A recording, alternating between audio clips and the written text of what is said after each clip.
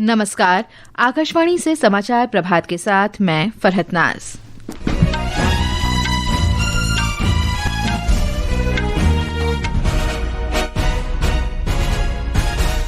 विदेशी अंशदान विनियमन संशोधन विधेयक समीक्षा के लिए संयुक्त संसदीय समिति को भेजा गया। कलकत्ता उच्च न्यायालय ने पश्चिम बंगाल में तृणमूल कांग्रेस सरकार द्वारा संशोधित विनियमों के तहत जारी सभी अन्य पिछड़ा वर्ग प्रमाण पत्र रद्द किए। उच्च न्यायालय ने संगठित पेपर लीक के आरोप में पंजाब फार्मेसी ऑफिसर भर्ती प्रक्रिया पर रोक लगाई। उत्तरी बंगाल की खाड़ी में कम हवा के दबाव का क्षेत्र बनने के कारण उड़ीसा और पश्चिम बंगाल में आज तेज वर्षा की चेतावनी।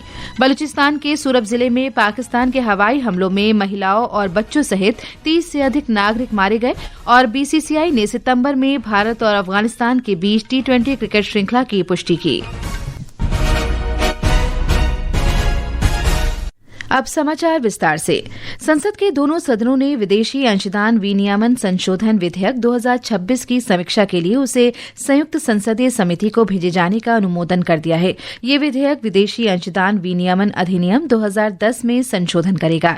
विधेयक का उद्देश्य विदेशी अंशदान को अधिक पारदर्शी और उत्तरदायी बनाना है। गृह राज्य मंत्री नित्यानंद राय ने इस विधेयक को संयुक्त संसदीय समिति को भेजे जाने का प्रस्ताव लोकसभा में पेश किया।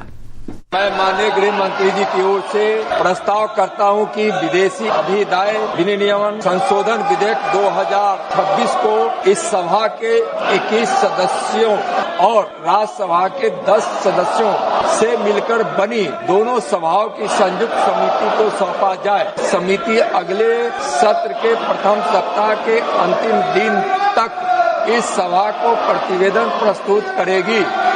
नागालैंड के मुख्यमंत्री नेफ्यू रियो ने विदेशी अंशदान विनियमन संशोधन विधेयक संयुक्त संसदीय समिति को भेजे जाने के लोकसभा के प्रस्ताव का स्वागत किया है। कलकत्ता उच्च न्यायालय ने पश्चिम बंगाल में पूर्व तृणमूल कांग्रेस सरकार द्वारा संशोधित नियमों के अंतर्गत जारी अन्य पिछड़ा वर्ग ओबीसी ए और ओबीसी बी के सभी प्रमाण पत्र रद्द कर दिए हैं। न्यायमूर्ति राजशेखर मंथा और न्यायमूर्ति अनुज सिंह की खंडपीठ ने यह कहा है कि राज्य में ओबीसी ए और ओबीसी बी वर्गीकरण प्रणाली अब अस्तित्व में नहीं है, इसीलिए उस प्रणाली के अंतर्गत जारी किए गए प्रमाण पत्र मान्य नहीं है। ऐसे प्रमाण पत्र धारक अब सामान्य वर्ग के माने जाएंगे। पंजाब और हरियाणा उच्च न्यायालय ने पंजाब में 454 फार्मेसी ऑफिसर की नियुक्ति प्रक्रिया पर 17 सितंबर को इस मामले की सुनवाई तक स्थगन लगा दिया है। न्यायमूर्ति संदीप मौदगिल ने केशव कंबोज और अन्य की याचिका पर स्थगन आदेश जारी किया। याचिका में दावा किया गया कि संगठित धोखाधड़ी रैकेट ने इस परीक्षा में अनियमितताएं की। इस कथित पेपर लीक के कुछ ही घंटों के भीतर पंजाब पुलिस ने फरीदकोट, कोटकपुरा और फिरोजपुर के 25 परीक्षा केंद्रों पर कार्रवाई करके एक अंतर्राज्यीय चीटिंग रैकेट का भंडाफोड़ करने का दावा किया था। पुलिस ने 7 मुख्य साजिशकर्ताओं और 28 उम्मीदवारों को गिरफ्तार किया था जो इस मामले में सीधे तौर पर शामिल थे। पंजाब सरकार ये कहती आ रही है कि यह घटना पारंपरिक पेपर लीक के बजाय हाईटेक चीटिंग से जुड़ी है। बीजेपी, कांग्रेस और शिरोमणि अकाली दल सहित विपक्षी पार्टियों ने आम आदमी पार्टी सरकार और मुख्यमंत्री भगवंत सिंह मान सहित पार्टी के नेतृत्व पर कथित पेपर लीक को मामूली चीटिंग का मामला बताने की कोशिश करने के लिए निशाना साधा है। विपक्षी पार्टी के नेता जवाबदेही की मांग कर रहे हैं। राजेश बाली, आकाशवाणी समाचार, जालंधर। ये समाचार आकाशवाणी से प्रसारित किए जा रहे हैं। ताज़ा समाचार जानने के लिए आप हमारे news on AIR mobile app और social media handle X @AIR News Hindi को फॉलो कर सकते हैं। समाचार प्रभात में आपका फिर स्वागत है। बलूचिस्तान के सुराब जिले में कल पाकिस्तानी वायुसेना के हवाई हमलों में महिलाओं और बच्चों सहित 30 से अधिक आम नागरिक मारे गए और कई घायल हो गए। बलूचिस्तान गणराज्य समूह ने दावा किया कि बमबारी और गोलीबारी में परिसंपत्ति को भी नुकसान हुआ। समूह ने सुरक्षा बलों पर घायल नागरिकों को हिरासत में लेने तथा राहत और बचाव अभियान रोकने का आरोप लगाया। सैनिकों द्वारा अस्पतालों की घेराबंदी और चिकित्सकों पर दबाव डालने का आरोप लगाया गया है। कुछ घायलों की मौत उपचार न मिलने के कारण हुई। ड्रोन और कोबरा गनशिप हेलीकॉप्टर इलाके में गश्त करते दिखाई दिए। इलाके में इंटरनेट सेवाएं बंद कर दी गई हैं। बलूचिस्तान गणराज्य ने अंतर्राष्ट्रीय समुदाय से इस स्थिति का संज्ञान लेने तथा बलोच नागरिकों के जीवन और मौलिक अधिकारों की रक्षा के लिए हस्तक्षेप करने का आह्वान किया है। पिछले एक दशक में कबायली इलाकों में पाकिस्तान सेना के हवाई हमले और बमबारी में अनेक नागरिक मारे गए हैं। मानवाधिकार समूहों ने इन हमलों की कड़ी आलोचना की है। पाकिस्तान का अपने ही लोगों पर सैन्य बल इस्तेमाल का इतिहास रहा है। समाचार कक्ष से प्राची वाजपेयी। अंतर्राष्ट्रीय मामलों के विशेषज्ञ ओम प्रकाश ने पाकिस्तान के हालात पर अंतर्राष्ट्रीय समुदाय की खामोशी पर सवाल उठाया है। पाकिस्तान सुराब में वही कर रहा है जो वो दशकों से करता आ रहा है, बलोचों के साथ, पठानों के साथ, सिंधियों और कश्मीरियों के साथ। कितनी आश्चर्य की बात है कि अंतर्राष्ट्रीय समुदाय जो कि हर दूसरे देश पे बोलता रहता है, पाकिस्तान पर आके चुप हो जाता है। एक अच्छी बात यह है कि अब बलोच, सिंधी, पठान, कश्मीरी सारे एथनिक ग्रुप्स अब मिलके आवाज उठाने लगे हैं, एक दूसरे के साथ ताल मिला के। ये निश्चित रूप में एक आशा का किरण है। पाकिस्तान के कब्जे वाले जम्मू कश्मीर में व्यापक विरोध प्रदर्शन का मुद्दा अब अंतर्राष्ट्रीय मंच पर आना तय है। अवामी एक्शन कमेटी ने पूरी दुनिया में रह रहे कश्मीरियों से पाकिस्तानी सेना द्वारा सरकार प्रायोजित आतंक को बेनकाब करने के लिए आज विश्वव्यापी प्रदर्शन की अपील की है। कमेटी ने लोगों से रैलियां आयोजित करने और अंतर्राष्ट्रीय समुदाय का ध्यान पाकिस्तानी सेना की ज्यादती और हिंसा की ओर आकृष्ट करने का आग्रह किया है। पाकिस्तान के कब्जे वाले जम्मू कश्मीर में स्थिति तनावपूर्ण है। प्रदर्शनकारी हाल के विवादास्पद चुनाव, क्षेत्र में हत्या, निर्दोष लोगों को जबरन अगवा किए जाने और आवश्यक वस्तुओं की आपूर्ति रोके जाने पर सवाल उठा रहे हैं। कमेटी के वरिष्ठ नेता सरदार शब्बीर ने दावा किया है कि पिछले 2 महीने से भी अधिक समय से विरोध प्रदर्शनों में लगभग 100 लोगों की हत्या कर दी गई है। समाचार कक्ष से मैं मुकेश कुमार। उत्तरी बंगाल की खाड़ी में हवा के कम दबाव का क्षेत्र बनने के कारण आज उड़ीसा में तेज वर्षा होने की संभावना है। ब्यौरा हमारे संवाददाता से। भारत मौसम विज्ञान विभाग IMD के अनुसार उत्तर पश्चिम बंगाल की खाड़ी के ऊपर बना कम दबाव का क्षेत्र आज और तेज होकर डिप्रेशन में बदल सकता है। इसके असर से उत्तरी ओडिशा, खासकर बालेश्वर, मयूरभंज और केओंझर में लगातार भारी बारिश हो रही है। पिछले 24 घंटे में बालेश्वर में लगभग 137 मिलीमीटर बारिश दर्ज की गई। भद्रक, अनुगुल, जाजपुर और ढेंकानाल जिलों में भी भारी बारिश हुई है। इस बीच कोरापुट जिले के नंदापुर ब्लॉक के अंतर्गत आने वाले डारे गाँव में आकाशीय बिजली गिरने से एक व्यक्ति की मौत हो गई। प्रकाश दास, आकाशवाणी समाचार, भुवनेश्वर।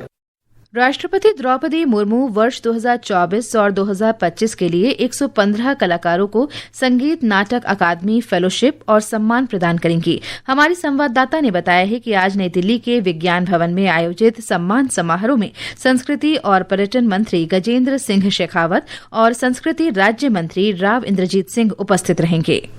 अकादमी पुरस्कार 1952 से प्रदान किए जा रहे हैं। ये सम्मान न केवल उत्कृष्टता और उपलब्धि के उच्चतम मानक का प्रतीक हैं, बल्कि कलाकारों के निरंतर व्यक्तिगत कार्य और योगदान को भी मान्यता देते हैं। अकादमी फेलो के सम्मान में 3 लाख रुपए की राशि प्रदान की जाती है, जबकि अकादमी पुरस्कार में ताम्रपत्र और अंगवस्त्रम के अतिरिक्त 1 लाख रुपए की राशि दी जाती है। फेलोशिप के लिए चुने गए लोग और पुरस्कार विजेता भारत के विभिन्न राज्यों और केंद्र शासित प्रदेशों से संबंधित हैं और पूरे देश का प्रतिनिधित्व करते हैं। आरजू के साथ ऋषु जायसवाल, आकाशवाणी समाचार, दिल्ली।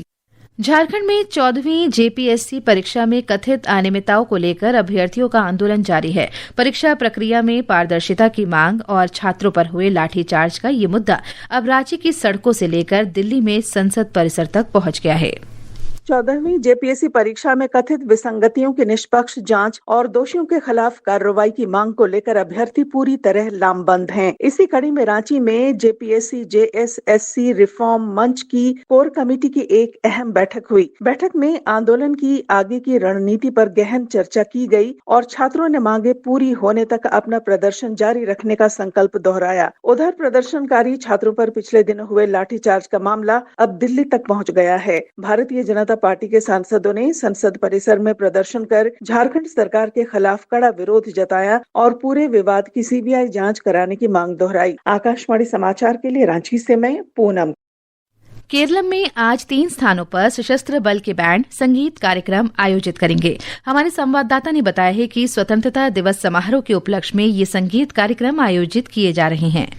नौसेना और वायुसेना आज तिरुवनंतपुरम, कण्णूर और कोच्चि में राष्ट्रीय एकता को बढ़ावा देने के लिए बैंड का प्रदर्शन करेगी। इसमें तालमेल और अनुशासन के साथ देशभक्ति और लोकप्रिय गानों का प्रदर्शन होगा। वायुसेना का बैंड तिरुवनंतपुरम के निशा गांधी में, कोच्चि सदर नेवल कमांड बैंड एर्नाकुलम के लुलु मॉल में और एजी माला नेवल एकेडमी बैंड कण्णूर के थाजे चौवा में प्रदर्शन करेगा। ये कार्यक्रम आज शाम 6 बजे शुरू होंगे। तिरुवनंतपुरम से स्मृति M. पल्लुरुति की रिपोर्ट के साथ समाचार कक्ष से अर्जुन शर्मा। भारत और अफगानिस्तान के बीच नई दिल्ली में 13 से 17 सितंबर तक 3 T20 क्रिकेट मैच खेले जाएंगे। भारतीय क्रिकेट कंट्रोल बोर्ड और अफगानिस्तान क्रिकेट बोर्ड ने इसकी पुष्टि की है। भारतीय क्रिकेट कंट्रोल बोर्ड के अध्यक्ष मिथुन मनहास ने कहा कि बोर्ड अफगानिस्तान में क्रिकेट के विकास में सहयोग करने और अफगानी खिलाड़ियों को उच्चतम प्रतिस्पर्धा के अवसर प्रदान करने के लिए प्रतिबद्ध है। अफगानिस्तान ने इस वर्ष जून में भारत के साथ 3 मैचों की एक दिवसीय क्रिकेट श्रृंखला खेली थी। दोनों टीमों ने जनवरी 2024 में 3 मैचों की T20 अंतर्राष्ट्रीय श्रृंखला भी खेली थी। भारत ने 2018 में अफगानिस्तान के ऐतिहासिक पहले क्रिकेट टेस्ट मैच की मेजबानी की थी और तब से दोनों टीमें विभिन्न प्रारूपों में नियमित रूप से परस्पर मैच खेलती रही हैं। समाचार कक्ष से अमित कुमार त्यागी। ये समाचार हमारी news on AIR mobile app और हमारी वेबसाइट www.newsonair.gov.in पर भी उपलब्ध हैं। अब आज के समाचार पत्रों की सुर्खियों के साथ हैं मुकेश कुमार बल। धन्यवाद फरहत। संसद के मानसून सत्र में छात्रों के मुद्दे पर गृह मंत्री अमित शाह के शब्द सभी अखबारों ने प्रकाशित किए हैं। अमर उजाला लिखता है, संसद में हर मुद्दे पर जवाब दूंगा, विपक्ष बहस शुरू करे। पूर्व न्यायाधीश यशवंत वर्मा के खिलाफ आरोप साबित, संतोषजनक स्पष्टीकरण नहीं दे सके। लोकसभा जांच समिति ने अपनी रिपोर्ट में कहा, जलते नोट सुलगते सवाल। जनसत्ता सहित कई अखबारों की सुर्खी है। लोकसत्ता ने प्रधानमंत्री नरेंद्र मोदी की युवाओं को दी गई सीख प्रकाशित की है। रील के दौर में युवा शॉर्टकट नहीं, मेहनत का रास्ता चुने। प्रधानमंत्री ने कहा, रेलवे स्टेशन पर लिखी बात अवश्य याद रखें, शॉर्टकट आपको नुकसान पहुंचा सकता है। कर्नाटक में गुटखा पान मसाला बनाने, बेचने और रखने पर रोक, स्वास्थ्य के लिए सरकार का बड़ा फैसला। राजस्थान पत्रिका की खबर है। पत्र लिखता है, भारत में तंबाकू जनित बीमारियों से हर वर्ष करीब 13 लाख से अधिक मौतें होती हैं। हिंदुस्तान ने संपादकीय पन्ने पर शिक्षा से जुड़ा लेख प्रकाशित किया है।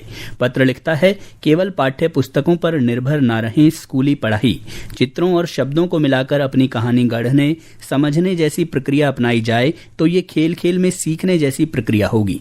दैनिक जागरण ने CBSE द्वारा पूरक परीक्षा के परिणाम जारी करने का समाचार दिया है।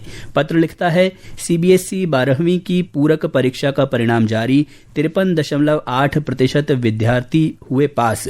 डिजी लॉकर और CBSE की वेबसाइट पर देख सकते हैं परिणाम। सुप्रीम कोर्ट ने वरिष्ठ नागरिकों की सुरक्षा के लिए बच्चों को घर से निकालने का आदेश सही बताया। कहा, बुजुर्गों को मिलने वाले सम्मान से ही सभ्य समाज की होती है पहचान। पीठ ने कहा, अनुभवों का खजाना होते हैं बुजुर्ग। अमर उजाला की खबर है। आज विश्व अंगदान दिवस पर नवभारत टाइम्स ने विशेष खबर प्रकाशित की है। पत्र लिखता है, देश में अंगदान की कमी बनी चुनौती। भारत में मृतक अंगदान की दर प्रति 10 लाख की आबादी पर 1 से कम। पत्र ने एक और सुर्खी दी है, ट्रांसप्लांट के बाद दवाएं मुफ्त देने की संसदीय समिति की सिफारिश। साल भर में जितने किडनी ट्रांसप्लांट, उससे 5 गुना मरीज अब भी कतार में। धन्यवाद मुकेश। और अंत में मुख्य समाचार एक बार फिर।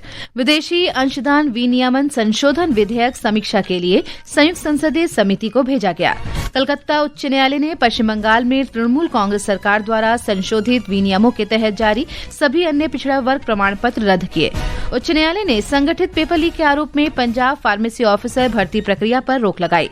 उत्तरी बंगाल की खाड़ी में कम हवा के दबाव का क्षेत्र बनने के कारण उड़ीसा और पश्चिम बंगाल में आज तेज वर्षा की चेतावनी। बलूचिस्तान के सूरब जिले में पाकिस्तान के हवाई हमलों में महिलाओं और बच्चों सहित 30 से अधिक नागरिक मारे गए। और BCCI ने सितंबर में भारत और अफगानिस्तान के बीच T20 क्रिकेट श्रृंखला की पुष्टि की। इसके साथ ही समाचार प्रभात का ये अंक समाप्त हुआ। नमस्कार।